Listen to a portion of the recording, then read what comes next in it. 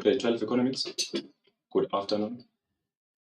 I'm back here with you today on the revision session for our paper 2.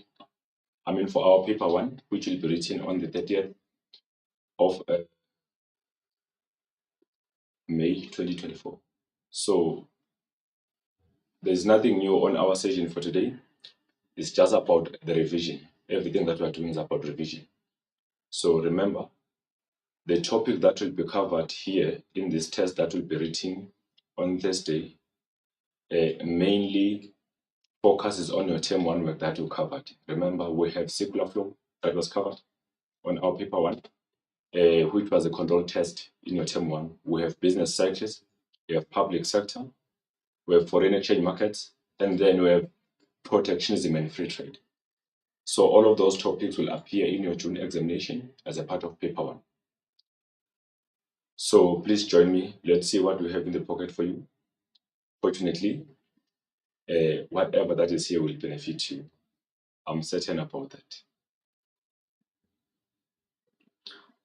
Okay, so the topics to be covered, like I've mentioned before in this lesson and in June examination, we talk about circular flow that was covered in your term 1 work, business cycles, public sector, foreign exchange market, as well as the protectionism and free trade.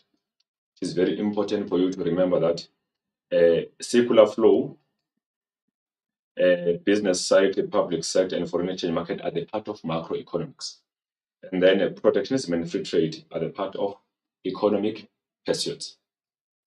So normally, on the complete question paper, we normally have the first 4 topics on the macro, which will be our question 1 as a combination of both, question 2, which is the main macroeconomics, question 4, which combines both macro and economic pursuit, and question 5, which is your essay, which is only macroeconomics.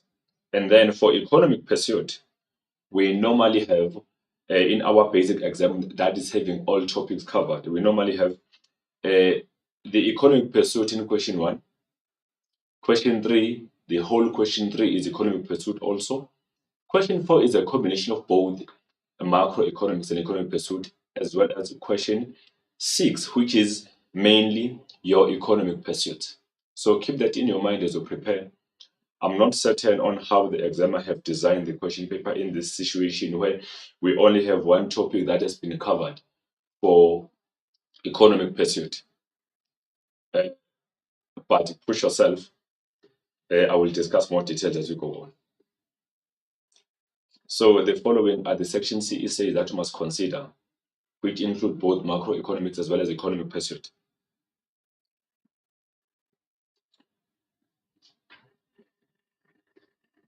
All right, the first one, for question 5, regularly, under macroeconomics, we have market. Remember, we are talking about markets of the circular flow here.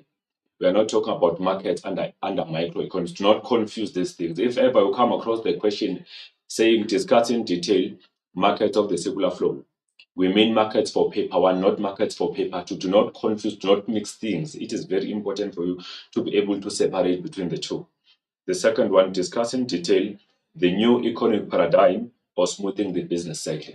That one is under business cycle. We have new economic paradigm in there to be discussed as an essay. So if you come across that question saying discuss in detail new economic paradigm, it might specify to say maybe discuss only demand side policies, or it can say discuss only supply side policies, or it can be global to say discuss demand side policies. So it will depend with the examiner.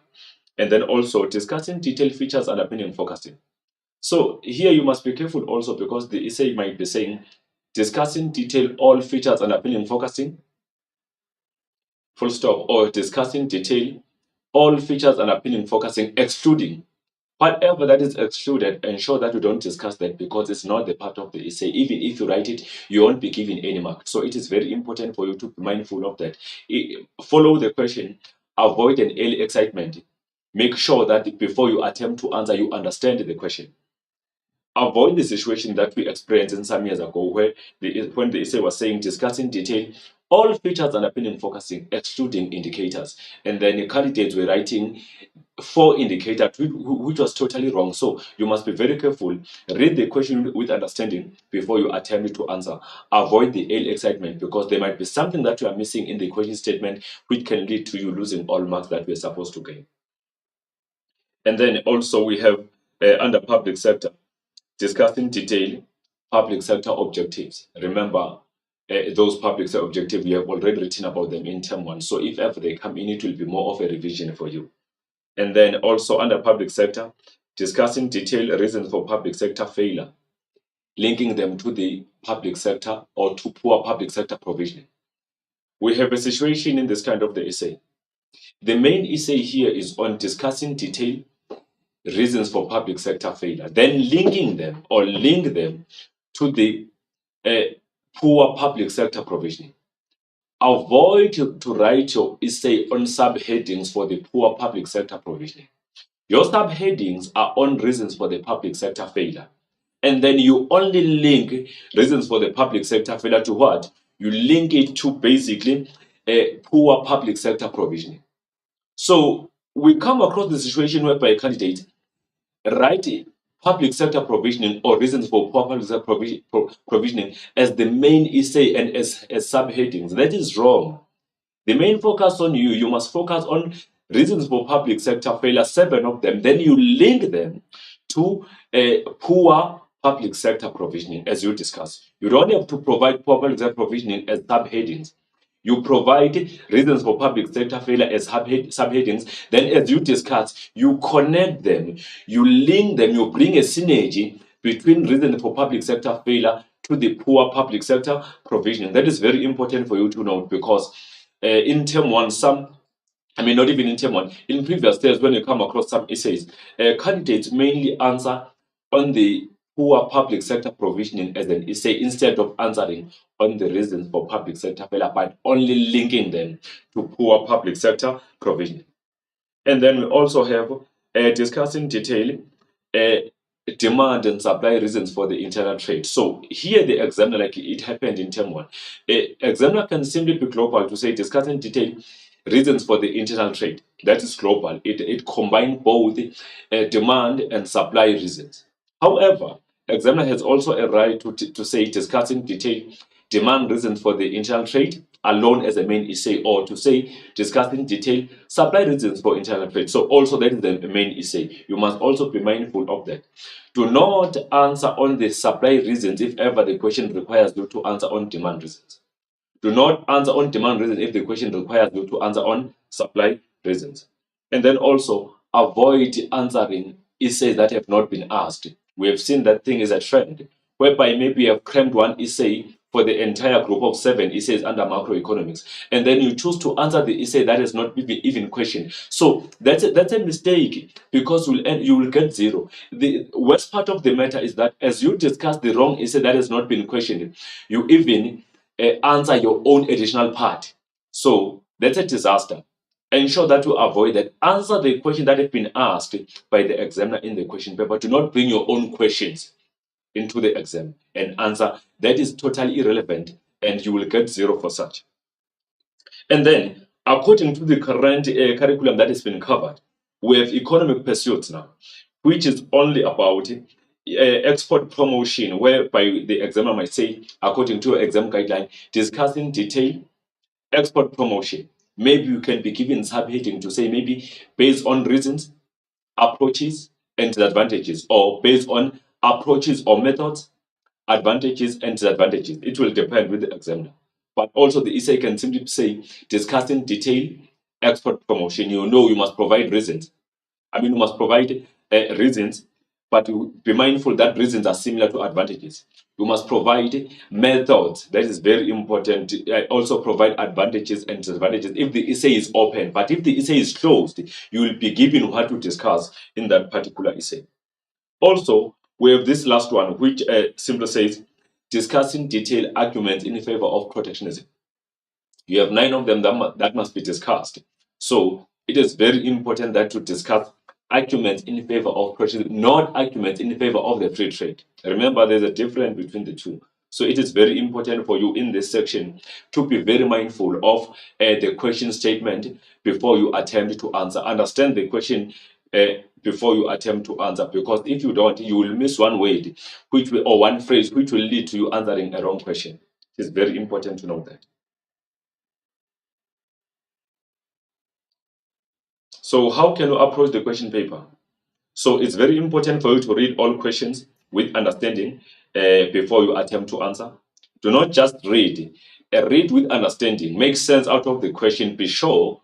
Then you can attempt to answer. Avoid early excitement, like I've mentioned. Avoid an early excitement when you see the question paper, because you will end up choosing the question that will only give you 10 marks. So I will discuss more details on that, because those are common mistakes where candidates will be seeing maybe 2.1.1, 2.1.2 being is, then you choose the question. It is very important for you to go through the whole question before you choose. You compare, especially in section B, 3 questions, you choose the one that will be giving you more score or more marks. Use opportunity cost. Do not guess in section A. It is very important for you in section A that you read the question statement, you choose the correct answer. Do not guess, because if you guess, you have chances of getting 0. Be very careful of that. We know that so far you disrespect section A. You think your marks are in section C. Be very careful. Section A is very important for you because it worth 30 marks. It contributes 20% in your paper 1 and 20% in your paper 2. So it is very important for you to ensure that you read each question statement with understanding before you choose the correct answer. Avoid guessing, because if you guess in 1.1, that means you can get 0. And then if you guess in 1.2, that means getting one answer wrong, you have already got 2 answers wrong, which can end up giving you 0. Then in 1.3, there is no guessing in there. You must understand the statement or definition and give the concept. Remember, in 1.3, it is very important for you to read that instruction given above there, that abbreviations are not allowed. Also, acronyms are not allowed.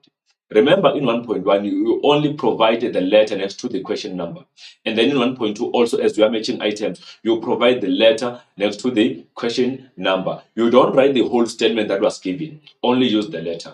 Avoid giving it a disrespect, because normally you will be writing section A for 5 minutes. That's a huge disrespect to the question paper. You will end up getting 0 or getting below even 24. It is very important for you to score more marks in this kind of the section, because it's more easier because answers are there, especially 1.1 and 1.2. So if you can score more marks, that will improve your score in paper 1 or even paper 2. So it is very important for you that you are mindful and spend your time according to the time allocation in your question paper in this section, because these marks are very important. When you get your final mark, it is not written that you got so marks in which section. So section C is important as much as all other sections are important. Avoid leaving spaces unattended in section A, because if you do so, you forfeit marks unnecessarily. Avoid giving 2 options. We are given an option, especially 1.1, to choose one correct answer. If you give the examiner or your educator 2 options, you say maybe C or D, then everything is wrong in that case. You can't be given option and also you give options back to the educator. That is totally wrong. Give one correct answer. Also, avoid writing an answer on top of another answer, because if you do so, the letter that you have chosen won't be clearly visible. That will lead to the marker marking it totally wrong, because it's not clear. So it is very important that you do everything according to the instructions in section A, because those marks are very important for you. Read data response with understanding while highlighting important information. Contextualize it. It is very important for you when you are dealing with data response questions. You read data response with understanding, contextualize, link it to the particular topic in the economics, and then it will be easy for you to remember the content in there and be able to answer questions. Also, be aware of the following. If you are given a data response, maybe it's an extract or it's a cartoon, it doesn't mean that all answers that will be asked from you out of 10 marks are from the data response. Be very careful of that. It can happen that only two marks are there, especially lower order. Point 1 and point 2, those are lower order questions that can be found there. But also, it's possible that none of them is there. It is there to give you a clear picture on what we are talking about in the data response. Then you can give those answers because they are at the lower order level. So it is very important that you ensure that you don't copy given extracts, because For instance, 2.2.3 going to 2.2.5. Same thing applied to question 3, question 4. Those answers cannot be found in the data response. You just have to bring the content knowledge and also apply the content. So avoid copying data response. In the section B, because that will lead to forfeiting marks. You can only copy when the answer is there, which can be possibly in two questions which are the lower order, each one worth 1 mark. Improve your ability to link, because the question paper requires the most of linking and application. Our question papers are no longer about the content knowledge. They require you to take your content knowledge and link it to the existing world, which requires you then to be able to link and bring the synergy to the content. Be very mindful of action verbs in there, in those, especially if we talk about maybe 2.1.2, 3.1.2. 4.1.2, those questions require you to link and connect the content so that you bring the answer, and also you must answer in full sentence, do not list. If they say, how will this affect this? You can't say negative and leave. Negative is not an answer in that case. You must provide answer in a full sentence. Also, it is very important for you when you answer open questions that you give the fact and the effect of the fact. Avoid giving the fact only, because if you list the fact, you will be forfeiting marks. Listing is not allowed where you will be provided with 2 marks. You must answer in full sentences.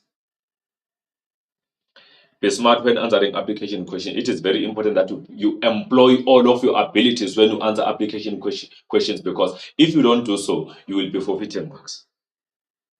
Answer in full sentences on questions that require explanation. If the question requires you to give a brief explanation, answer in a full sentence. Do not list, because listing will result to you getting half a mark, because that's more like a half truth. You must provide answers in full sentences. We continue with approaching the question paper. Let mark allocation determine time you can spend on each sub question. This is very important. Avoid spending more time on maybe the question that requires you to spend. Requires you to answer only in listing. For instance, mention any two. You spend 10 minutes in there thinking about the answer. That will result to you not completing the entire question paper, because you have spent time on the question that will be giving you less marks. Ensure that you become more efficient. You know better about efficiency, by the way. You become more efficient if you can allocate your time efficient as this is given in the question paper. You can be productive or technical efficient, because you will be able to complete the whole question paper on time if you use your time accordingly. So it is very important that you don't spend much of the time where you will be getting less marks. Ensure that you spend time according to the mark allocation. Otherwise, you won't complete the question paper. Then you will be complaining to say the time was not enough while you were allocative inefficient, which has resulted to you being productive inefficient. Avoid leaving spaces in section A. Do not leave space in all sections. Do not leave spaces. We are fully aware of what we normally do. The open questions in section B, for instance, 2.5. 3.5, 4.5. Some of you leave spaces. That is not allowed. You will be losing marks. Also, additional parts. You are leaving spaces. Do not leave spaces. Answer in full sentences. Avoid answering all 3 questions in section B. Even section C. Remember, section A is compulsory. You answer everything in there, and it is the must that you answer. Section B, you are given 3 questions. Each question worth 40 marks. But we need 80 marks from you. How should you answer then? You choose only 2 questions. Each question must worth 40. Then you answer out of 80. Then section C, we are given 2 questions. Then you answer only 1 question, not both of them. Remember, the time allocated there is basically according to the content that you must deliver in your question paper. So it is very important that you answer according to instructions. We have noted that some of you, maybe you choose section B, question 2, maybe then you simply answer 2.1. You jump, you bring 3.2 in the same question 2. That is wrong. This is not grade 11 where you're making those common mistakes. Now you need to ensure that you do things accordingly, because these marks are very important for you at the end of the year for you to pass your examination. Avoid answering both questions in section C. This has been mentioned. You must not do that. You choose the question. Remember, you don't switch additional parts. If ever you discover that you want to answer question 5, then additional part in question 5 is not in your favor, you cannot jump to question 6 and choose that additional part and take that additional part. That will be wrong. If you choose question 6, answer everything for question 6. If you choose question 5, answer everything for question 5. Do not switch questions. You won't get marks for that. Be able to analyze and interpret graphs, cartoons, extracts, and data in section B, data response. That is very important also. We'll continue approaching the question paper. Do not write an essay that has not been asked. It is very important that you answer an essay according to the question in your question paper. Do not answer an essay that has not been asked. That will be resulting to you forfeiting marks. Be able to list subheadings for each essay. Remember, your subheadings and example will worth the maximum of 8 marks in your essay. So it is very important that you are able to list. Let's say we are struggling. If you can be able to list subheadings for the essay and be able to provide some examples, that can result to you getting the maximum of 8 marks for such. And then your content delivery is 18 marks, which means we have 8 is to 18 principle when you answer your section C under the main part. So it's very important that as you answer, you understand what you are doing. Do not write your essay in paragraphs. Ensure that subheadings appear so that you can score those marks that are necessary. Have a brief description of each subheading for each essay. If ever maybe you are struggling with the essay that you have chosen, and then you don't have any other better option, ensure that after listing that correct subheading, we have a brief description that is correct. That will allow you to earn marks in there. Discard relevant content to each subheading. Do not mix and switch content from one subheading to another. Ensure that the content is provided according to the subheading that we have listed. Do not list points in additional part, but write in full sentences. It is very important for you to know that listing of facts will guarantee you only maximum of 2 marks in additional part, because remember, additional part is the higher order question, so you cannot be listing 8 points and get 8. You will be getting only 2 out of that 8 that you will have listed. So it is very important. Also, in 2.5, 3.5, 4.5, do not list. That will guarantee you only 2 marks maximum.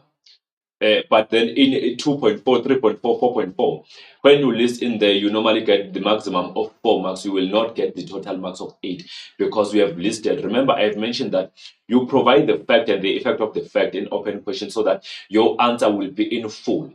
But if you simply mention and leave it like that, you will forfeit marks. And then we continue. Answer only 2 questions between question 2, 3, and 4 in section B. Use 10 minutes given time to make profitable choices. Remember, you are given 10 minutes reading time where you are not writing anything, but you are choosing your question and planning around your question paper. Read each question with understanding before you attempt to answer. It is very important also. Read and respond with understanding while highlighting important information.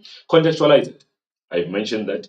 Improve your ability to link. I've mentioned that you must link where the question requires you to apply yourself and apply the content knowledge into the existing world. Be smart when answering the question paper. We have mentioned that already. Answer in full sentences also. So these are the examples of questions. This is not the exam, but knowingly, the content that we have covered is very thin. That simply tells you that most of the content we are dealing with will be coming even in different ways, but will be assessed because we are not having much content for now because we have not covered much of the content for paper 1. So lower order questions as they come. This is where you have to list any 2 participants in the economy or in the closed economy. So in this case, you must be very careful. We need only 2 in the closed economy. So you have your household or consumers, and you have your businesses and firms. And then we continue. Remember, the examiner only need 2. You must not list 3 because the marker will mark only the first 2 answers. So in the closed economy, these ones cannot be a part of, this one, foreign sector, cannot be a part of the closed economy. But in this case, consumers are correct and households, businesses or firms, government is correct. But this foreign sector is not the part of it because the question requires you to answer on the closed economy, not open economy. Mention any 2 markets in the circular flow. So in this case, we have 4 of them. So we have a factor market, a product market, or goods market, and then you also have the financial market as well as the foreign exchange markets. Avoid listing more than two, because if you list that more than two, the marker will mark on the first two. It's very important for you to know that. So as we continue, still on the lower order questions. Mention any two leakages in the circular flow. So in this case, this did not specify in the close or open economy. So it's just in the circular flow. So you know your leakages. Remember, leakages is the withdrawal of money or outflow of money from the economy. So it is very important for you also to be able to know the effect of leakages in the economy. Remember, if leakages are in place in the economy, what normally happens? That lead to the withdrawal of money or the outflow of money from the economy. So in that case, that will lead to the decrease in the national income or the decrease in the economy, because more money is flowing out of the economy. If there is high taxation, remember, taxation is incentive in the economy, especially for consumers and businesses, because most of their income goes to the government, cannot be spent. Also, savings, if money is saved, not consumed, that means money is withdrawn from the economy. Payment for imports, if ever are paying for imports, money leaves the domestic economy and flow out of the country's economy, which lead to the decrease in the national income. So leakages are having a negative impact in the economy, even in the multiplier. Mention any two injections in the circular flow. So remember, injections are having positive impact in the multiplier and the economy, because as money is added into the economy, that will be increasing national income. So we have investment spending, government spending, as well as payment for export. Those are injections that are having positive impact into the economy, because once the government brings more money, maybe for infrastructural development, that will lead to the improvement of the economy, and multiplier will be increasing, including the multiplier effect. Same thing apply when there's an increase in investment spending by businesses. That can result to more money available in the economy, more national income, as well as more multiplier and multiplier effect. So also, if we talk about payment for exports, if we receive money as a payment for export, more money flows into the country, and that will be increasing our national income as a country. Mention two flows in the circular flow. Remember, we have real flow and money flow. If we talk of the real flow, we mean the flow of goods and services between participants in the economy. If we talk of the money flow, we mean the flow of money between participants in the economy. Remember, real flow also considers the flow of factors of production. Mention any two examples of real flow in the circular flow. So, examples of real flow will mean the flow of goods and services, and then the flow of factors of production. So we have more real flows in the economy. The flow of export, the flow of imports are the part of the real flow. List any two methods of calculating GDP. Remember, here we're on the system of national accounts now, how we compile our national accounts according to the national account aggregates. So there are three methods that we are having, but you are required to only provide two. So you have your income method, which measures total income earned by the domestic factors of production locally and abroad. The expenditure method, which measures what we call the total expenditure within and beyond borders of the country. And then also we have production method, which normally measures the total contribution by each economic sector into the economy. Mention any two examples of indirect taxes. We have a long list here. We have value-added taxes, ad valorem tax. Remember, if we talk about ad valorem tax, we talk about taxes on imported luxury goods, or that is imposed based on the durability of the product that is imported. And then sin tax also is a part of it. We have also import taxes, which also relate to the ad valorem taxes. Mention any two instruments of monetary policy. This one is very important, because whenever you're required to discuss or to mention instruments of monetary policy, you discuss fiscal policy. You have to draw the line between fiscal policy instruments and monetary policy instruments. They are not similar. We have repo rate or repurchase rate. We have cash reserve requirement or reserve requirement ratio. We also have open market transaction. Others call it open market operations. Be very mindful of that. And then also we have moral suasion or moral persuasion. Others can call it credit control. So these are instruments of the monetary policy. Mention any two spheres of the government. We are talking about level of the government. This is the content that you did in grade 10 and also grade 12 under public sector. So here we talk about local government, provincial government, as well as national government. It is very important for you to know duties of each of these spheres. What are the duties for the local government? Remember, the local governments normally maintain existing infrastructure such as road infrastructure, and also ensure that there's a provision of water supply as well as electricity. And then provincial government provide the likes of healthcare and education. And then also national government provide the defense force and security for the nation. And then we continue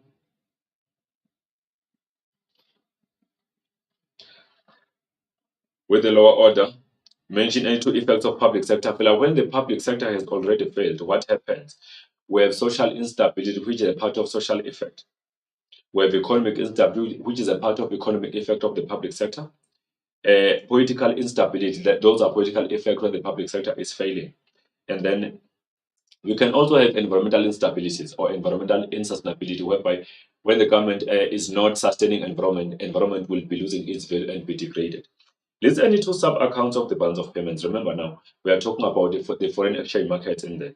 We have your current account. Remember, current account is the sub account of BOP that uh, deals with the income, expenditure, production, saves and transfers uh, between different world countries. And then a capital transfer account, this is the sub account of BOP that keep transaction based on the transfer of capital between world countries. And then you also have the third one, which is your what we call financial account, which record transaction based on investments. Remember, in there you have your direct investment, portfolio investment, and other investments. And then as we continue with lower order questions,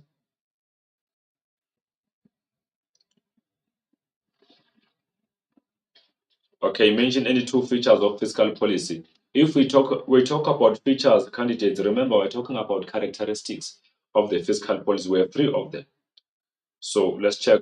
It is goal bound, demand sided, as well as cyclical. So whenever the government implements fiscal policy, there's a certain goal for the state to be achieved. That's why we say it is goal bound. And then also, the fiscal policy is demand sided. So that simply means whenever fiscal policy has been implemented or affected, there will be a change in aggregate demand. And then also, it is cyclical. So whenever fiscal policy is implemented, it is implemented based on the economic positioning on the business cycle. Whenever the business cycle is at peak, be aware the state can intervene by implementing a constructional or recessionary fiscal policy. Whenever the economy is at trough or at economic slump, the state can intervene by implementing expansionary fiscal policy. Hence, we say it is cyclical. It is implemented based on the positioning of the economy in the business cycle. List two forms of import substitution. In this case, we have the forced import substitution and the voluntarily import substitution. Remember, if we talk about the forced import substitution, we refer to the import substitution that occurs when the country maybe have been sanctioned from trading across the world.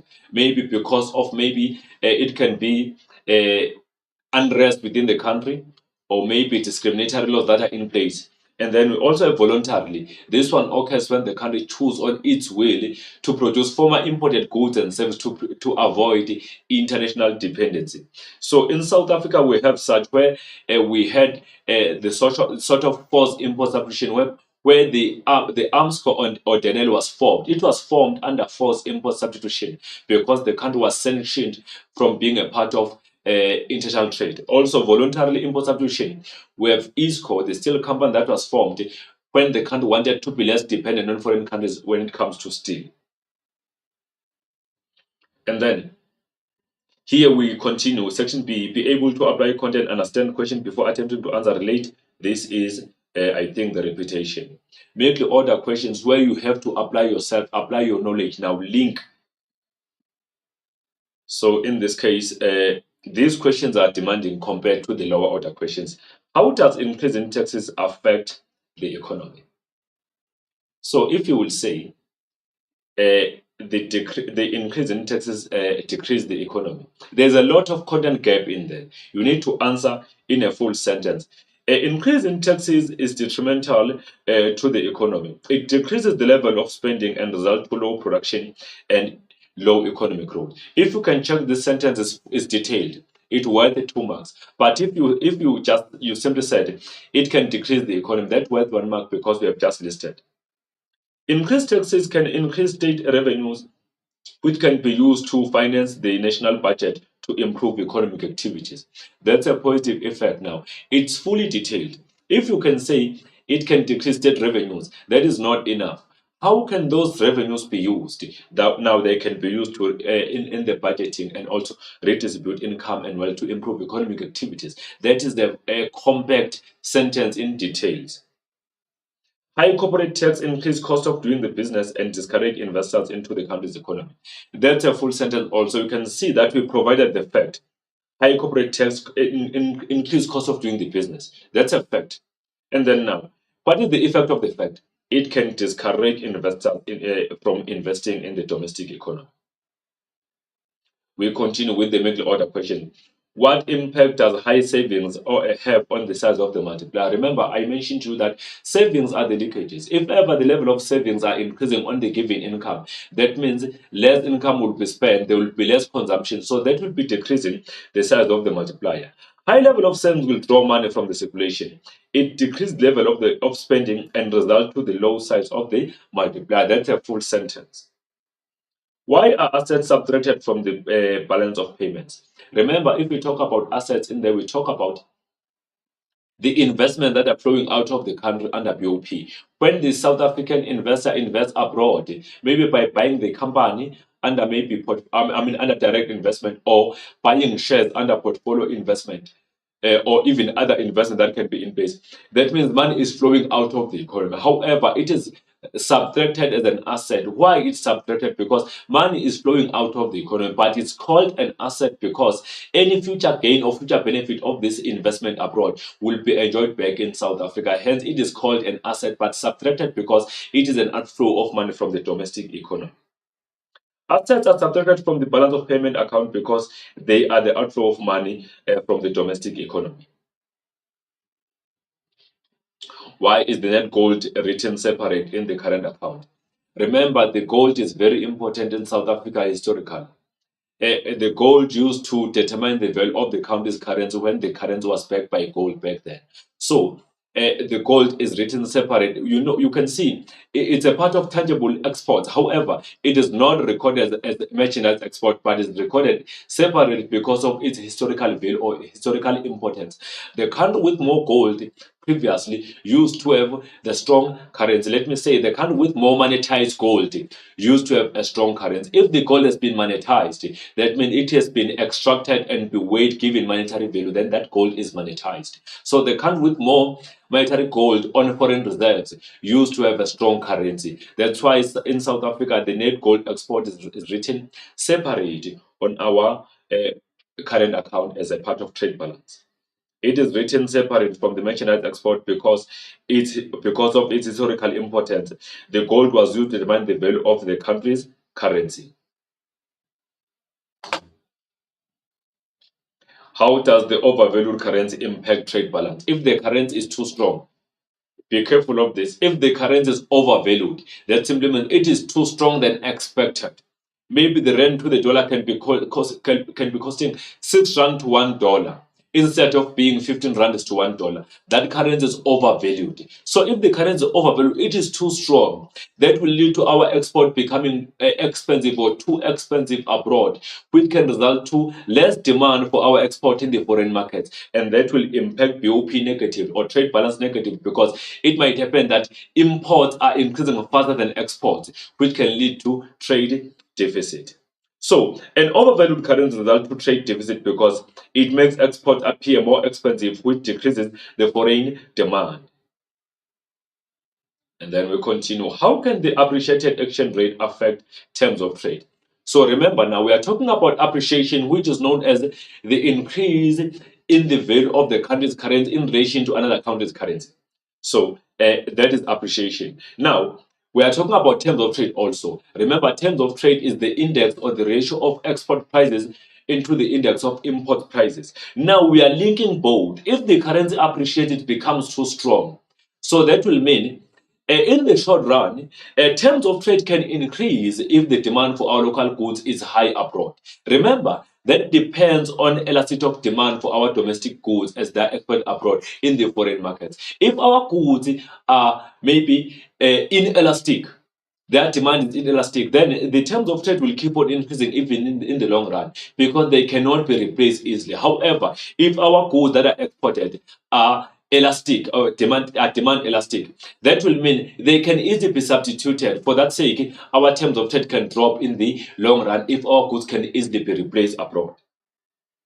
The appreciated exchange rate increase the terms of trade in the short run because it makes export expensive, which increase export earnings.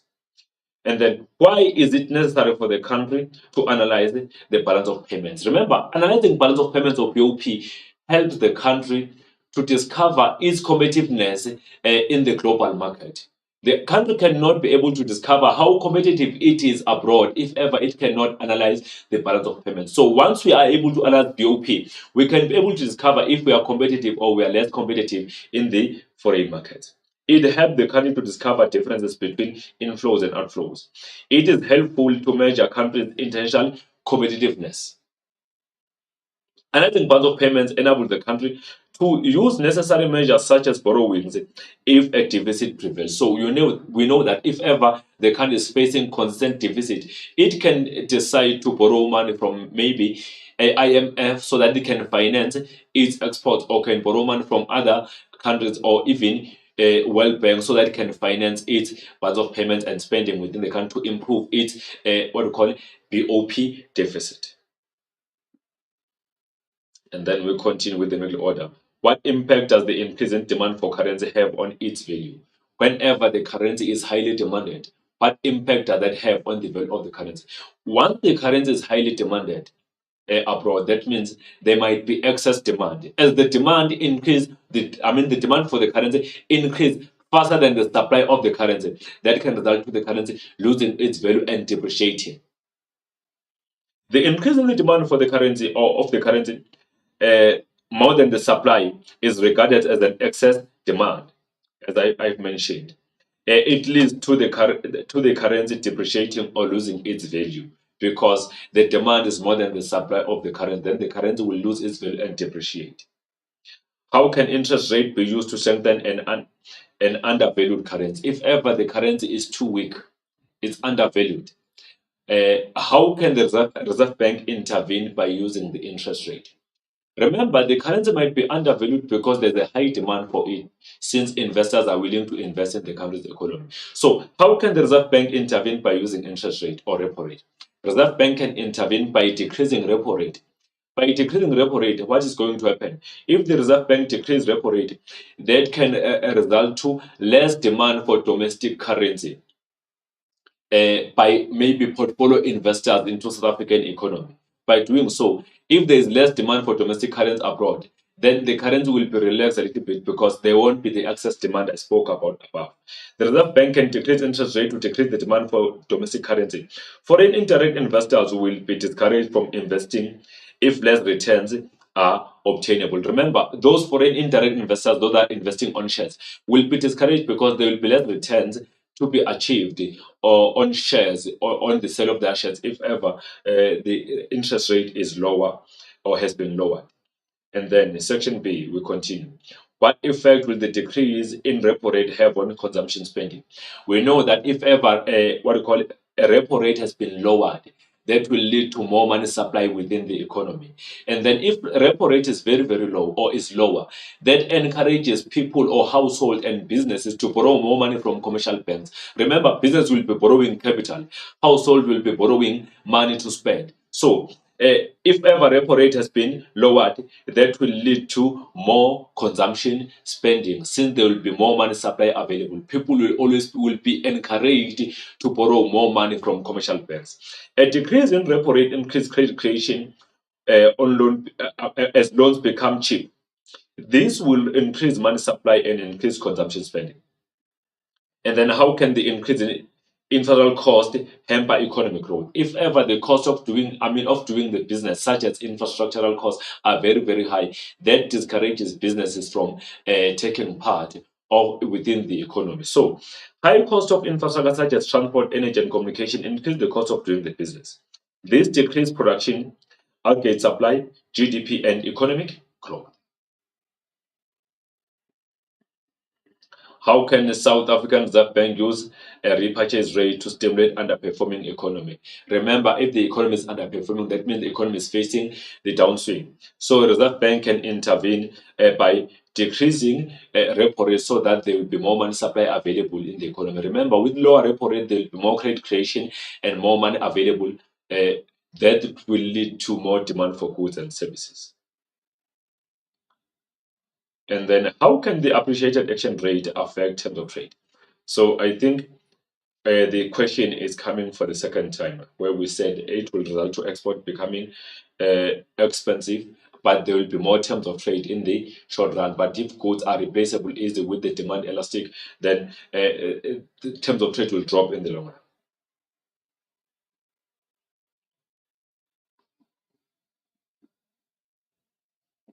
Why is it necessary for this? So this also is coming for the second time, the slide. So let's check again. Data response questions. This part of section B consists of cartoons, extract data tables, graphs, and images. So it is very important that you improve your skills of interpreting and reading skills if you are faced by the extract where you have to read. You must be able to interpret information on the data response given. Do not copy extract when unnecessary. Only one mark answers can be found on the extract. Note that 2.2.3, 2.3.3, and I mean up to 4.3.3 require your content knowledge, not data response. Question 2.2.4, 2.2.5, and then this one require you to link. You must be able to link your content now into the existing world because we have part impact, the how, part, and why when we answer there. So here we are given the business side. It is very important. I mean, the circular flow, I mean, it is very important that we are able to link. Check the circular flow given here. We have markets, product market and factor market. You have two participants, households and businesses. That means you have C plus I. And then you have your flow of goods and services, which is your real flow. And then factors of production as a real flow. And then revenue and expenditure as a money flow. So after that, you can go and check your questions now. What is depicted by the diagram above, circular flow model or two-sector circular flow model? One mark. Identify one example of real flow, factors of production of goods and services. Briefly describe the term product market. Product market is where final goods, consumer goods, and services are traded or are sold or bought. So that's a product market. Remember, under product market, we also discover the capital goods market, which are goods which also produce other goods. Also, we discover even services in there. Be mindful of that. What could the Minister of Finance do to promote economic activities in South Africa? Creating more confidence on macroeconomic policies between all role players in the economy, developing investor-friendly legislation, availing opportunities for all with the capabilities to participate, e.g., SMME, small, micro, and medium enterprises, overseeing an South African economy operating in global economy rather than in a closed one or operating domestically only, making laws and legislation that permit participation, conducting research on what needs to be done, and and promote. So it is very important for the government to ensure that it looks at the economy in a way that it allows it to participate in the global market so that firms can be competitive. Also, ensuring that all businesses are able to participate, even small business can participate in the economy. No restrictions are set in place to restrict the entry of businesses. People can participate openly in the economic mainstream that can allow the economy to grow. How can foreign direct investment (FDI) influence the national income? We know that if there are more FDIs flowing into the country, that will be increasing national income. So, investing more an injection into the circular flow, which will increase the production, increasing employment opportunity that will result to greater demand for goods and services, increasing aggregate demand, which will lead to more multiplier effect. Data response is given again here. You are given the what we call a production method here. You have primary sector, secondary sector, and tertiary sector, for which you must be able to give a brief description or definition on them. 2014, 2015, 2016. Remember, we are talking about the current prices here, which are prices that have not been adjusted for inflation. And then we have constant prices, which are prices that have been adjusted for inflation from 2014, 15, and 16. So this is data, the source of the information, South African Reserve Bank Quarterly Bulletin of 2017. And then let's look at questions. Which method was used in calculation of gross domestic product above? That is production method or value added method or GDP bracket P, which stands for production method, which is currently used as the base year in South Africa by Reserve Bank. That is our 2015 is our current base year.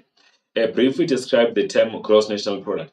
This is the value of final goods and services produced by citizens of the country over a particular period of time within and across borders of the country. Then it becomes gross national, not gross domestic now. What impact does natural disasters have on agricultural harvest? If ever faced by natural disasters such as maybe the drought or heavy rains or floods, that can lead to what? That can lead to less harvest under agriculture. Natural disasters negatively affect agricultural harvest since they hamper crop production and negatively impact on the cultivation process. Calculate the percentage contributed by the tertiary sector to the GVA at basic price in 2016. Show all calculations. In this case, we must take, remember, they say tertiary sector, so to the GDP at the basic price. So you say tertiary sector 2016 over GDP at basic price, 2016 multiplied by 100. Then we substitute 2,654,870 divided by 3,869,456 multiplied by 100. We got 68.6%. Remember, it can also be 69 if we are converting to the nearest. So in this case, we know that tertiary sector is the main contributor into the economy or into the GDP of the country. Data response again, we are given the multiplier graph in there. So given the multiplier graph, let's check. We know that on the horizontal we have the income, which is our Y, and then we have expenditure on the vertical. And then we have our, what we call a 45-degree line, which indicate that any intersection along the line indicates that expenditure equal to the income. So along any intersection will create our equilibrium along here. And then we have our autonomous spending line. We remember autonomous spending is the spending that is, or autonomous consumption, if you like, is the consumption that is independent of income. You can spend without having any income that you are receiving. You might be using your savings. If maybe you lost your job, then you can spend without having any income that you are receiving. That is known to be autonomous or autonomous spending. So this is the consumption function, which says E0 equals to 10 plus 0.5y. So this simply tells you that on the expenditure, the given income here is 10 million, which is this one. And then how much can be spent on this given income is 0.5.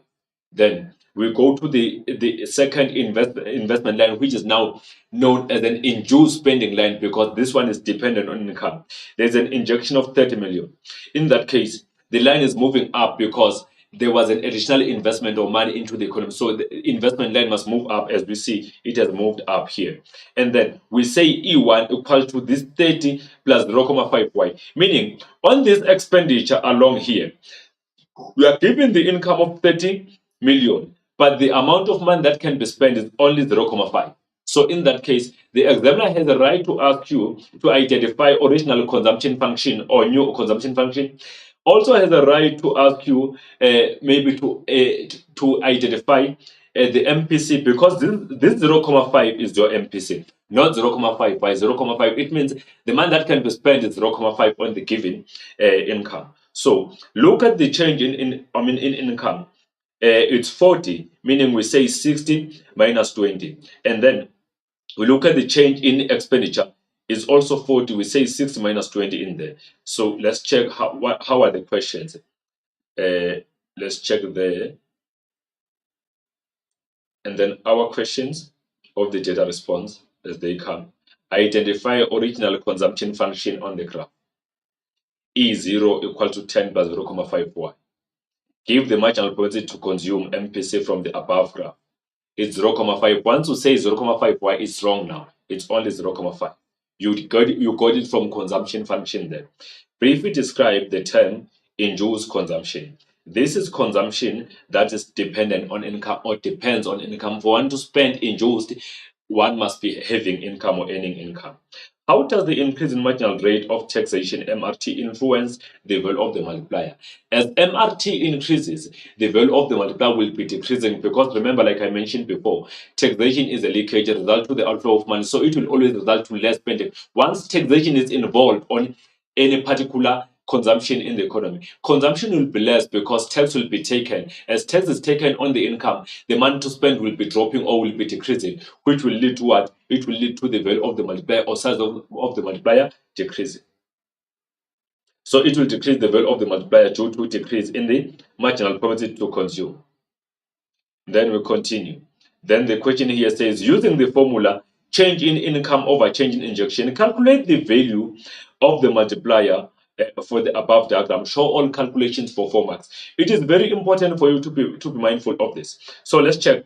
How we say change in income over change in injection. Change in this side over change in this side. So let's check. We have 60 minus 20, which is this 60 minus 20. We get the change divided by, what is it? 30. I mean, what is it? It's 30 minus 10. And then we get, what do you call it? 40 over 20, which is giving us 2. So that means our multiplier is 2, which is concurring with the fact that our MPC is 0.5. If MPC is 0.5, the value of the multiplier will be equals to 2.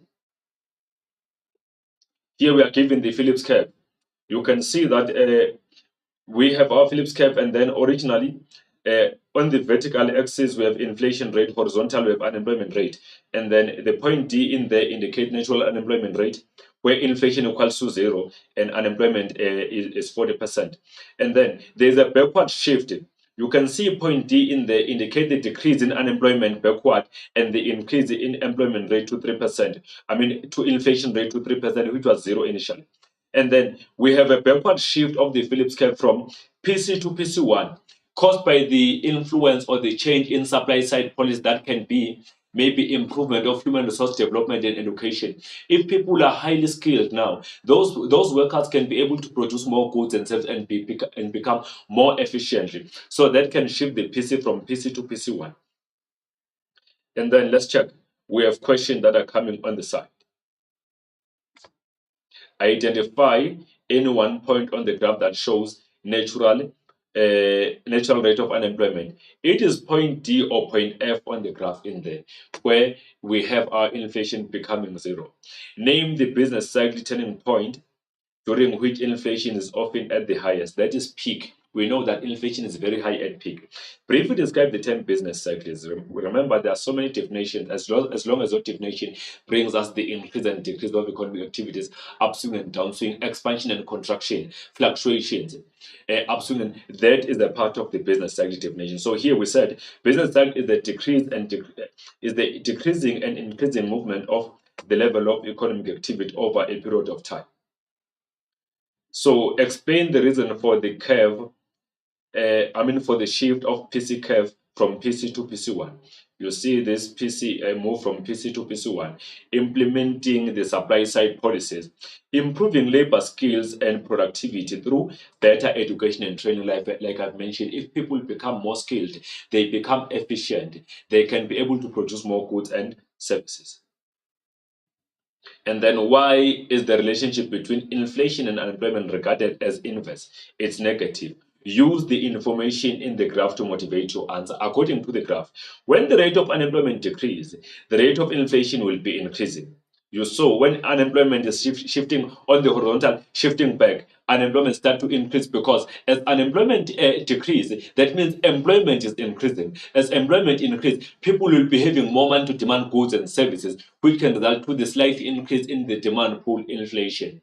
As unemployment decreases even further, inflation will increase even further because it can happen that there's more money chasing few goods and result to the further increase in the demand pool inflation. Therefore, the relationship between unemployment and inflation become inverse because if ever unemployment is slowing or decreasing, that will cause more money to be available in the economy because people will be employed and the greater demand for goods and services.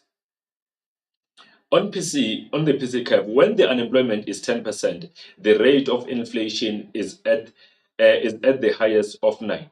Then when the rate of unemployment is 20%, inflation rate decreased to 6%. So that gives us inverse or negative relationship. Here we have a data response again on the terms of trade. Let's check this one. We have July 2020, 2021, and 2022. Index of export prices. We have 123, 134 as increase, and 160 in 2022, meaning our export prices are increasing. We have upward trend or increasing trend. And then import prices, 146.9 in 2020, 168.7 in 2021, and then 176.6 in 2020. So I made a mistake. These are import prices that are increasing, but they increase lower than export prices. Here we have export prices that are increasing even faster because we have 146.9, 168.7, 176. So this tells you that our terms of trade will be increasing because our index of export price are more than index of import prices. Then we have terms of trade, 119.4. Then we have A. Be aware that if there is a letter like this, you must provide an answer. This one will worth 4 marks if you have to calculate. And then 109.9. Then the question, identify the institution that prepares the terms of trade in South Africa. We have the source in there, which is South African Reserve Bank. And then give the reason for the increase in the import prices during July 2022, and then also briefly describe the concept balance of payments, and then briefly explain effect of degradation in terms of trade on the country's welfare. Calculate the terms of trade for July 2021. A, which is A, show all calculations, and then write down the formula first and show all calculations, meaning the formula with the mark in this case. So identify institution South African Reserve Bank, it's given there. Give one reason for the increase in import prices during July 2022. A weaker domestic currency, increase in global prices, increase in demand for imported capital goods, increase in import tariffs, and many more. Briefly describe the term balance of payment. Balance of payment is a systematic book of record that keep all internal transactions of the country. Briefly explain the effect of the decrease in terms of trade have on the country's welfare. So it will lead to the decline in living standard for as the foreign currency earnings are relatively less. Imported consumer goods will be more expensive. The decrease in the terms of trade shows that the country is poor or poorer is poor or more capital is flowing out of the country to pay for imports. And then calculation, show all calculations for July 2021. We say the index of export prices divided by the index of import price multiplied by 100, that gives you 1 mark. And then 168.7 divided by 134.2 multiplied by 100 is a mark. And then 125.7, that gives you your terms of trade, which is worth 4 marks. We are given the balance of payment account now. Here, we are given only, let me see, it's only the current account as stated by the, the exam guideline, that mainly current account is assessed so far according to the current exam guideline. So merchandise exports, you can see there are 1,175,547, and then net gold export is 71,678. And then remember, these two are physical goods at the part of trade balance. And then these ones from services receipts, these are invisible or intangible imports and exports. Service receipts, income receipts, and then we have merchandise imports now, which is the part of what we call physical imports or physical or tangible goods. And then we have income payments, which is a part of invisible or intangible imports and exports, the current transfers also. And then you have your current account, which is negative 172,962. Then the trade balance is A in there, meaning you have to calculate. Be very careful of the following. You must know all of this concept. Merchandise export, remember, refers to goods that have been produced locally and sold abroad. And then net gold export refers to the currency. I mean, it refers to basically the difference between exported currency and imported currency. If it's net, meaning we are comparing currency that we export and the currency that we imported. However, in South Africa, it's always positive because we are the main exporters of the gold. Service receipt, this is all about services that have been sold by South Africans abroad and they earn income. Those are receipts. Income receipt, that talks about income earned by domestic factors of production abroad. And then Merchandise import refers to the goods that have been produced abroad and sold in South Africa or locally. Payment for services refers to the services that have been sold by foreign businesses in South African economy. And then income payments refers to the income earned by the foreign factors of production domestically, which means the money is flowing out of the economy. Current transfers refers to the money or income that is received without having to enter any counter performance. So there is no counter performance that is in place in here. So normally we have a net current transfers. It talks to the difference between income we received as a part of donation and income that we paid out as donations. So ours is normally positive because we receive most of donations from foreign countries. Then trade balance is all about what they call the difference between imported physical goods and also exported physical goods. That one is our trade balance. So this information is sourced from the South African Reserve Bank Quarterly Bulletin of 2019. So let's look at questions. Mention the balance of payments item that consists of physical goods. That's a trade balance, like I mentioned before. Name any one example of service receipts. So we have the transportation of goods and passengers between countries, and then travel services, banking services, construction services, communication services. There are many financial services, and then business, professional, and technical services, government services, and then the money spent by foreign tourists in South Africa. And then we continue. Briefly describe the term current account. So the current account is the balance of payment sub account that kept a transaction based on income, expenditure, production, services, and transfers, like you saw on the table there. All of those components were there. How can the depreciation of the local currency correct the balance of payment deficit? If ever our currency is losing the value, how can that correct BOP deficit? So check.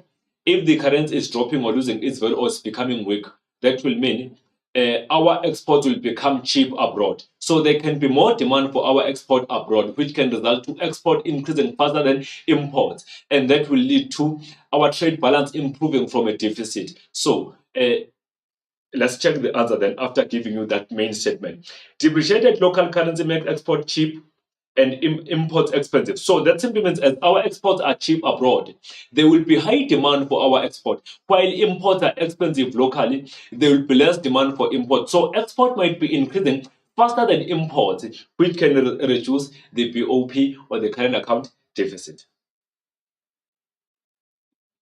Calculate the trade balance on the given table for March 2019 in the above table. Show all calculations.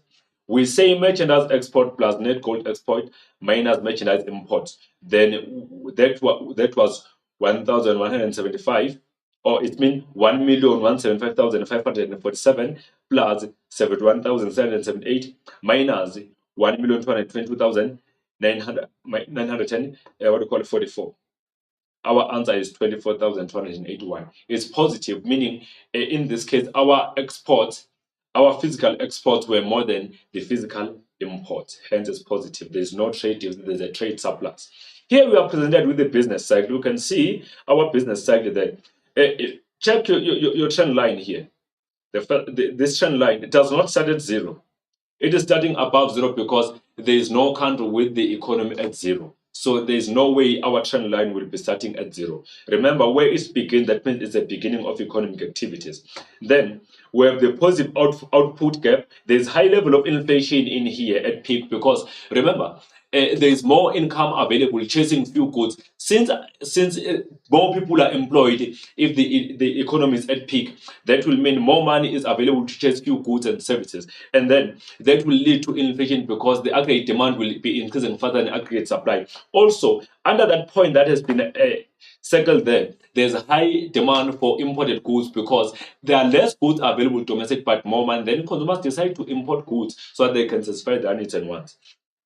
And then we come across a recession in here. Remember, recession simply come immediately after what we call the turning point there. After peak, it will be going down. Then we have recession, which is known as the consecutive decline of economic activities for at least 6 months. And then you will be having your depression down there, which indicate the long-term decrease in economic activities, which is more severe than recession. We have your trough, which is known as economic slump. that indicate negative growth of the economy in there. There's deflation. And then you have your recovery. Economy is starting to recover in there because remember, recovery is the rebound of economic activities caused by maybe the injection into the economy. We have your peak of prosperity. That's when now at prosperity, we call that one economic boom. Prosperity and peak indicates economic boom because there's a highest level of economic activities. So remember, on this, what do you call it, the business side, we have the distance from peak to peak and trough to trough, which indicate our length. We have distance from the peak trend line to trough, which indicates our amplitude. Also, this side, it indicates our amplitude.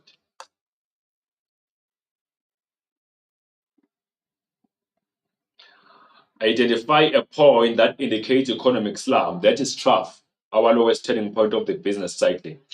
How is the amplitude of the business cycle measured? Amplitude of the business cycle is measured through expansion and contraction, upswing and downswing, from peak to trough and trough to peak. Briefly describe the term recession, like I've defined before. Recession is a consecutive decline in economic activities for at least 6 months, or the decline in economic activities for at least two consecutive quarters. Remember, we have quarters. We define this as quarters. If we talk about the quarter, we refer to the period of 3 months. Our first quarter in South Africa for financial year begins on the 1st of April. So we count 3 months, April, May, June. Then at the end of June, we begin, at the beginning of July, we begin the second quarter until. So the quarter is the period of 3 months. So hence I'm saying it is the decrease in economic activities for two consecutive quarters or 6 months. And then how can fiscal policy be used to dampen an overheated economy? Remember, if the economy is overheated, that means the economy is at peak of prosperity. That economy is overheated. Why we say economy is overheated then? It is overheated because the economic activities are at the highest level in there. So if the economy is at peak, there is a greater demand for goods and services. There's more money available chasing few goods. So everything is too good in there as for the economy. Therefore, we say the economy is overheated. So the question is, how can the fiscal policy be used to dampen? If we dampen, that means we are decreasing the overheating economy. So the government can intervene by implementing the contractionary fiscal policy. Contractionary fiscal policy occurs when the government intervenes by decreasing government spending and increasing taxation. Remember, on the government spending, that's when the government spend on maybe infrastructural projects, or also government spend on providing subsidies to businesses, and also spend on paying wages and salaries for employees. Those are the part of government spending. Also spending on paying what we call social security grants to the society. So that's a part of the government spending. So if the government can decrease those items, that can result to less money available in the economy and less demand for goods and services. And then the government can also intervene by doing what? By increasing taxation, by increasing tax, that will lead to less disposable income available in the economy. For businesses, there will be less income available for them. And then for household, there will be less disposable income. And then also for household, as for VAT, there will be less real income. That will lead to less demand for goods and services. Contractually, fiscal policy can be applied where the government spending is reduced, taxes are increased. And then we continue. What negative impact does the continuous increase in repo rate has on South African economy? If ever there is a continuous increase in repo rate, we know that that can lead to what? It can lead to less money supply available in the economy, discouraging people from taking more loans from commercial banks, and then that will lead to less demand for goods and services. However, it can also combat inflation, but that's a positive effect. The negative one is when it will be, if ever it keep on increasing, it will result to the poor of the poorest people becoming more affected, and that will lead to less demand for goods and services. Continuous increase in repo rate increase the cost of borrowings and decrease the money supply in the economy. It results to high loans repayment, which leave people indebted with less income to demand goods and services. The increase in repo rate increased the financial capital repayments by businesses, which increase the cost of doing the business and can cause the cost push inflation, which is caused by the increase in the cost of input. Remember, if businesses are borrowing capital from commercial banks, that means capital is an input. So if it's becoming more expensive because of the increase in repo rate, that can cause the cost push inflation. So we have made the order questions for 8 marks.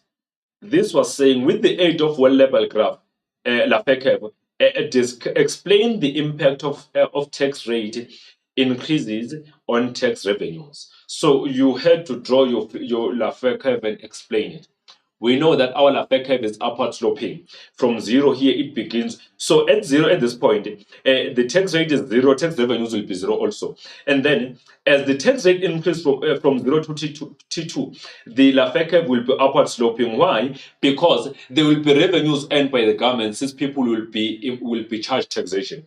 And then as tax rate increases to T, what is going to happen? The Lafayette curve will continuously be increasing until it reaches the point there, which is apex. This is the maximum point. This is the highest tax revenues earned by the government, which is R. And then what will happen? If tax rate increases further from T to T3, what is going to happen then? That will lead to some people not disclosing their sources of income to the government, which is known to be a tax evasion. Even businesses will be hiding their source of income to the government or to tax, which is known as tax evasion. That will lead to the decrease in tax revenues received by the government, and that will result to the downward sloping of Lafayette curve. Now, if you can check, Lafayette curve is now downward sloping after reaching apex. It slopes down, concurring to the decrease in tax revenues to R1 earned by the government. And furthermore, if ever the tax rate is increasing further to 100%, what is going to happen? No one is willing to work. No business will operate if tax rate is 100%. Therefore, the tax revenue to be received by the government will be equal to zero. That simply tells you that Lafayette curve will then be sloping down until it touches horizontal axis. So our Lafayette curve slope is moving up until it reaches apex. After that, when tax rate increases further, it will be downward sloping. If it goes to 100, it will be decreasing to zero. And then by drawing the correct slope of Lafayette curve, there was 2 marks in there. Labeling, correct drawing is 2 marks. Correct labeling of axis is 1 mark. Labeling on axis is also 1 mark. And then let's look at the explanation. Effects on tax increase on tax revenues. As the tax rate increases, tax revenues increases. But then remember, if tax rate increases, still being reasonable. And then when the curve peaks at the tax rate T, the government will be maximizing its tax revenue, which will be apex. And then at tax rate higher than T, state revenues will decline because workers will refuse to work or disclose their sources of income, which is known as tax evasion. Remember, tax evasion is an illegal practice conducted or done by businesses or people where they hide their sources of income. And tax avoidance is legal. Tax avoidance occurs when the business will be involved on some activities are the requirements of the government. For instance, when the business decide to invest in the area by improving skill development, people of the area then will be skilled. That's a functionality of the government. Therefore, the government will give them tax exemptions, which guarantee them what we call benefits on taxes or tax incentive. That's a part of tax avoidance. It's legal, but evasion is illegal. Keep that in your mind. Any other correct relevant response was given maximum of 4 for explanation. Higher order. How can Department of Finance use fiscal policy to stimulate underperforming economy? I think this is a repetition again, but now it's for 8 marks. Increase government spending. The increase in government spending has stimulus effect on the economic variables. So whenever government spending increases, what happens? There might be more job creation, more disposable income, and more demand for goods and services. The government increases spending on infrastructure investment, social transfers, and services, as well as increasing spending on wage and salaries for its public servants. The increase in government spending stimulates aggregate demand, production, and real GDP, as well as economic growth. Decreased taxation. So lower taxes are a great incentive in the economy. If ever there's a lower taxation, that brings more incentive to household or consumers as well as the businesses. The decrease in indirect taxes decrease selling prices and increase real income. So there will be, remember, real income doesn't mean actually money. It means the quantity of goods one can afford with the given income. Decreasing direct taxes such as personal income tax increase the disposable income for the household and increase spending. Decreasing corporate tax or company tax create an opportunity for businesses to expand their investment, which creates more employment opportunities and and the level of spending in the economy will also be increasing. And then we continue. Briefly discuss moving averages, that is 8 marks on your business cycle. Remember, a moving average is a tool used to analyze changes that occur on a data series over a period of time in the economy. It is calculated to iron out minor fluctuations of the business cycle to reveal trends in the business cycle. The data given can be used to calculate the moving average for the business cycle for the past 3 years, or it can be past 3 years, past 3 months, or it depends what the examiner requires from you. So if the examiner requires you to calculate moving averages for 5 years, you must do so and divide by 5. If you're required to calculate moving average for 3 months, so you calculate for 3 months and divide by 3 and keep on eliminating years. Maybe you can also be required to plot the actual business cycle, whereby now you will take those moving averages and plot the business cycle, which is actual business cycle. Moving averages is the initial tool used to forecast the trend of the economic performance. It is statistical data or series used by economists, businesses, and government authorities to predict the future economic performance. We continue. It's a middle order, still on the moving average. By using moving averages determined from the given data, economists get a clear picture of the general trends or in the economic or business cycle. To calculate moving averages, quantitative and qualitative methods are used. The quantitative method is based on mathematics, while the qualitative method yields research, assumptions, and probabilities. So if we deal with the quantitative, we deal with actual numbers where we calculate, which will be giving us the idea or the picture on what we can expect in the near future. But the qualitative is based on research. You have to research to discover the information. We also deal with projections and assumptions and also probabilities. Possibilities that it can happen this way or not. So we normally prefer to use what we call the quantitative method, because that's where you calculate and get figures, because facts on previous figures are there, so that we can be able to extrapolate. Qualitative method is also known as judgmental methods, whereby one can judge by using assumptions. And then we continue. Okay, this is a repetition.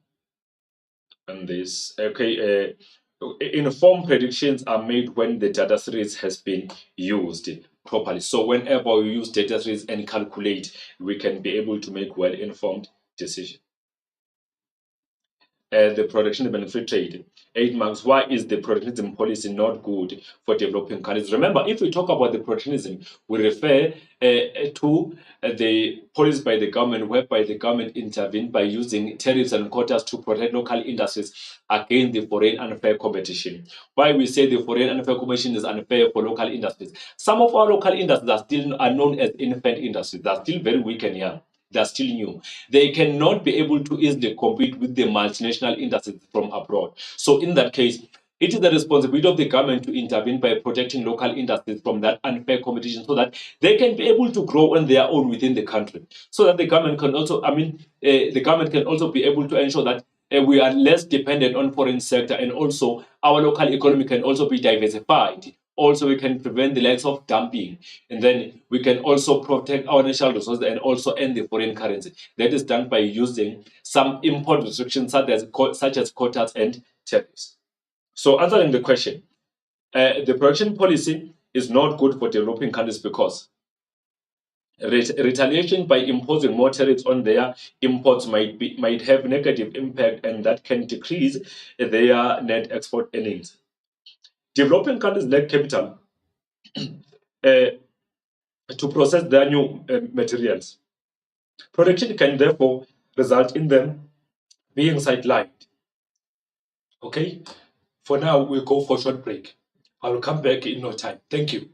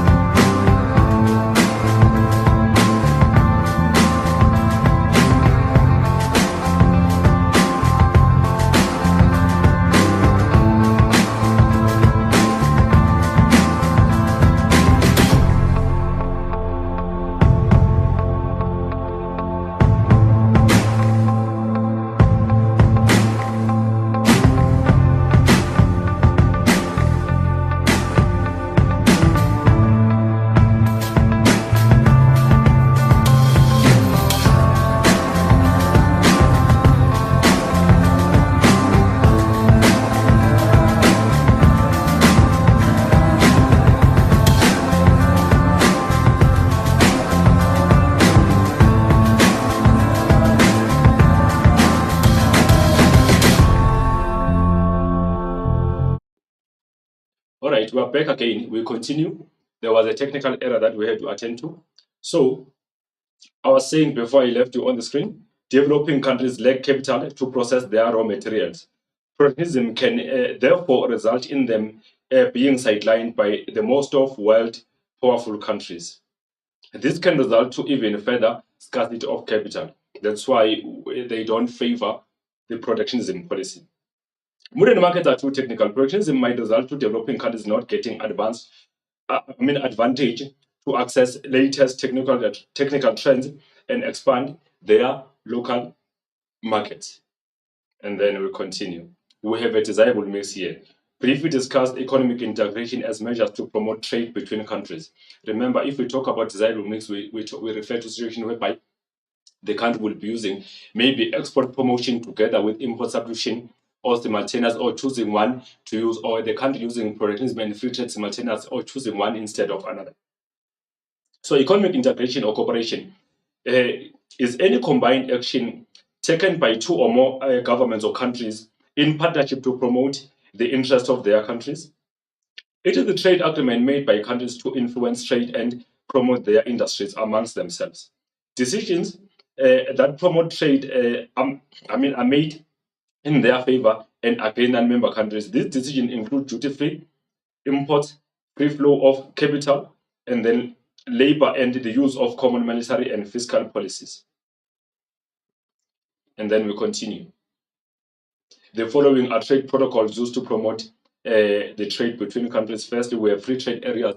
This occurs when countries decide to form a group, and on that they decide to remove tariffs among themselves. But they maintain tariffs against non-member countries, which are not even common. And then we continue. Each member country can use any form of protection against non-member countries. So tariffs are not common here. Each member country can use any tariff of its choice. And then we continue. The custom union. That's where we develop further the FTAs, whereby countries decide now to adopt the same tariff to be imposed on non-member countries, but maintaining that they are not imposing any tariffs against each other. So member countries adopt similar restrictions or tariffs against non-member countries. No country between member countries can change or deviate trade restrictions without any formal agreement with the trade bloc. And then we continue. And then we have a common market, which is also the third largest one. In this case, countries take further economic integration, maintaining the FTAs, maintaining the custom unions. But in this case, they allow the free movement of capital, labor, and money between member countries. And then people can work in any country between member countries without any restrictions in this case. And then we go to the fourth largest one, which is economic monetary union. It is also known as economic union. That's when now they develop it further. That's the largest part of economic integration. Member countries agree to adopt single currency. Number one, they will be using the same currency and same central bank at the same time, using the same monetary policy such as interest rate. Taxes are also made uniform or common between member countries and adopts the same fiscal policy. And then import substitution assessment evaluates South Africa's import substitution, meaning in this case, we are checking the success and the failure of import substitution. Remember, import substitution occurs when the country uses restrictions or import restrictions to do what, to replace former imported goods with the locally produced goods and services. It's been successful because it has increased in industrial growth and development as new industries have been established or can be established. Increase in profits leading to further investment by local businesses. Tariff introduced in South Africa can lead to increase in demand for locally manufactured goods and services, because remember, if imports are becoming expensive, that can simply lead to what? It can lead to imports becoming expensive because they've been imposed to high tariff. Then local consumers will decide to buy or demand the locally produced goods and services. Import substitution improves industrialization, which increase employment opportunities within the country. So if ever imports are substituted, there will be more industries being established in South Africa, which can lead to more job creation within the country. A decrease in import has a positive effect on the balance of payment as more exports than imports will take place. And then we continue. Import substitution is restrictive as the choice of of goods and services available to consumers will be limited. So it limits consumer choices for within the economy. It is not easy to implement the policy of import substitution due to unrecorded, informal, and illegal transactions that occur. So it is not simple. It does not necessarily lead to an overall reduction of imports. South Africa has to import capital and intermediate goods to manufacture consumer goods. So it is not easy to implement this policy. Inefficient local production may occur because local producers are shielded from international competition. So if ever there's import substitution, local firms can relax and not be creative and innovative, resulting to them producing poor quality goods and services in the economy. And then we have our section C, which is an essay. Remember our introduction. That's why you define the given concept related to the question given to you. It's maximum of 2 marks. You don't provide examples in there, and you must not repeat your introduction in the body. And then we have the body as the main part where we discuss in depth. Out of 26 marks, remember, there's a listing of and examples of 8 marks and 18, which is content delivery, where you discuss in details. Additional part is for 10 marks. That's where you will be answering on the higher order response. You must be critical because most is evaluation and how and why questions in there also evaluate. So it is very important for you to be well equipped as you answer that kind of the question. So the essay structure. Conclusion is the higher order response. It's worth maximum of 2 marks. You need to ensure that as you respond in conclusion, you don't repeat information on the board or main part or additional part. As you respond or you conclude, you can use both the claim both the main part and additional part in the higher order, or you can also use either main part or additional part in your conclusion alone, as long as it's the higher order response provided. Not repetition is required, or information that have been mentioned in the main part or board or additional part must not be provided if you are concluding your essay, then your essay went for the marks. So how do you write your essay? We are expected to use subheadings as you write your essay. Remember the IMAC. Remember IMAC means introduction, main part, additional part, and conclusion. That's an IMAC. Follow the step as it is. Avoid saying introduction, main part to other, then you say conclusion, then you come back to additional part. That is now opposite. Remember 18 is to 18 principle that I've mentioned to say in the main part listing and providing example with 8 marks maximally, and then content delivery, which is higher order, with your 18 marks. The content knowledge and depth discussion of the concept has a maximum of 18 marks.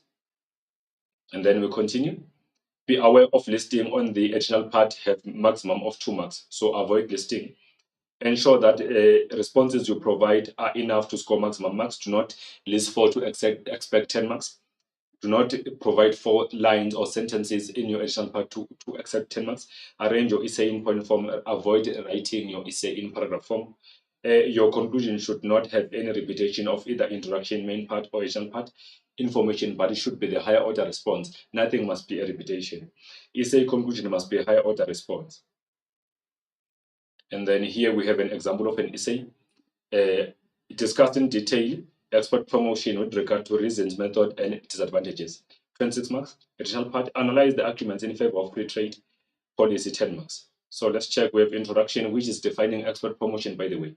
Export promotion is the use of incentive and subsidies to encourage domestic manufacturers or businesses to increase their productivity to sell them into the foreign markets. That's when the state intervened by using incentives and subsidies to support local exporting business to produce more goods for the foreign market. So that is known to be export promotion. 2 marks in there. And then we have our body as main part, reason for export promotion. The country achieves significant export-led economic growth.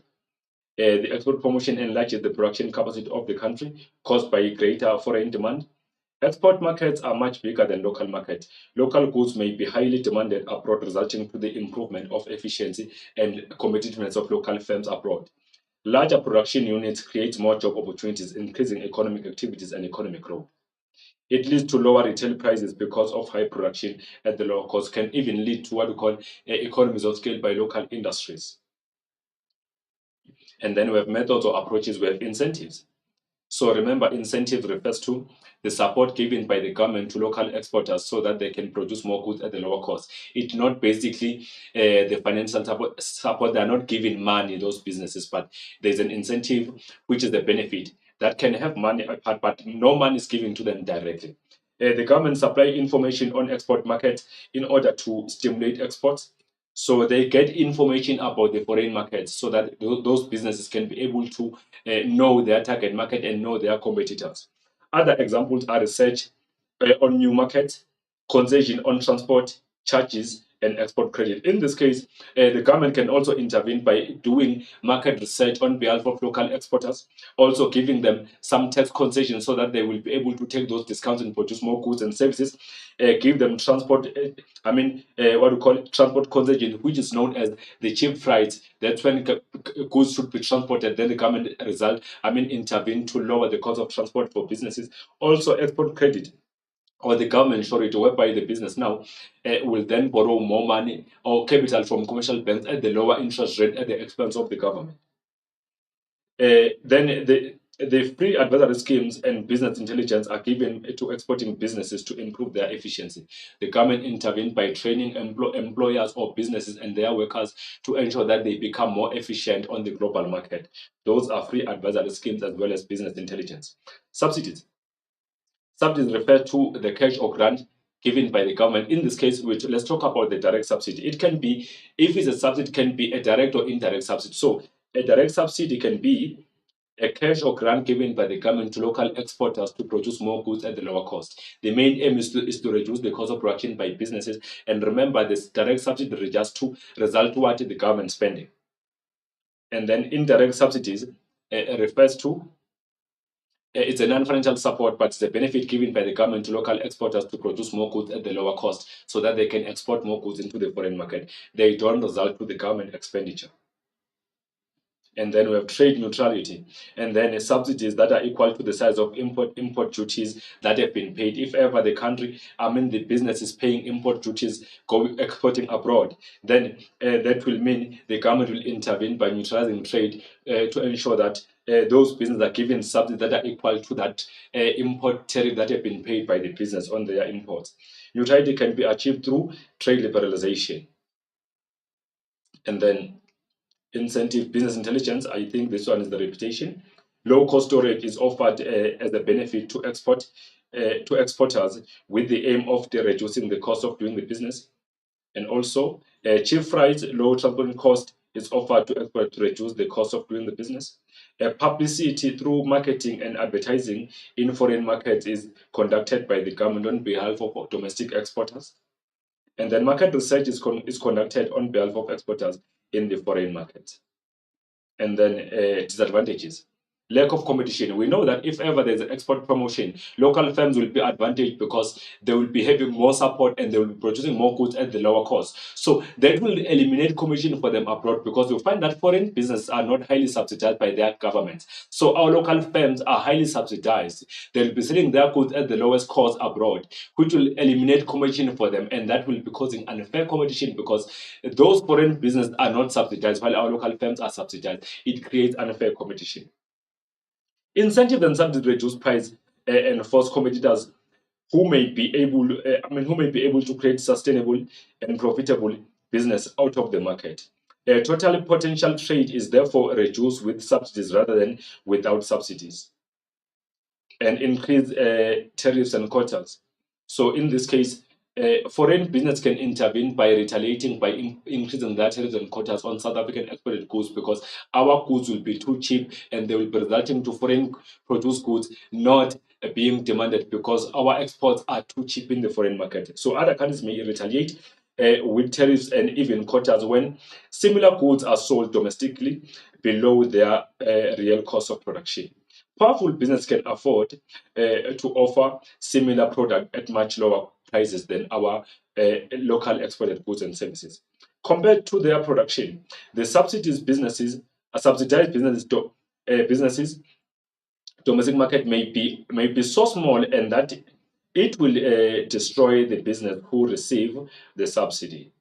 and then distorted prices. So if ever the firm is highly subsidized, the real cost of production is hidden by the subsidy. So we say in that case, prices are distorted. They don't give the true reflection of the cost of production. Subsidies distort the price or prices as they don't show the true reflection of the cost of production.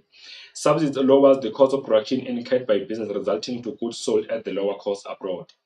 Local subsidized businesses may not stand in the open market where there is no government intervention. If the state can withdraw or remove its financial support or subsidies or incentives, those local exporters cannot stand the open competition because they are mostly used to subsidies given to them by the government. Production of labor-intensive industries. Developed countries often maintain high level of effective production for their industries that produce labor-intensive goods, which developing countries already have or can achieve comparative advantage. Export promotion result to protection of labor-intensive industries by well-developed countries. 26 marks the maximum in there, and then we go further. Analyze arguments in favor of free trade. Boys, remember, free trade occurs when there are no trade barriers between world countries. We call that the free trade. 10 marks in the maximum. Specialization. The theory of competitive advantage shows that world output can be increased if countries specialize in what they are relatively best on producing. If countries specialize on producing goods which they have competitive advantage, world trade and consumption will be maximized. Free trade allows economies of scale to be maximized, and thus unit costs are reduced. Economies of scale are a source of competitive advantage. Free trade gives consumers more choices and of what to buy from the whole world and not just what is produced domestically, meaning it can even result to good quality of goods and services. Consumers' welfare is increased because some consumers will prefer to buy foreign produced goods and services rather than buying the locally produced goods and services, and they will be exposed to variety of choices because of the free trade. Maximum is 10 marks, and then let's check conclusion. Higher order. In the light of the negative impact of free trade, it is critically important to protect smaller developing economies against uneven competition from the developed economies, because that can result to the local firms not being able to stand in the open market where they are competing with what we call the highly or multinational industries or highly developed or industrialized businesses. Any other correct higher order conclusion is accepted for 2 marks, and then our lesson ends here. I thank you and good luck for your paper one on Thursday.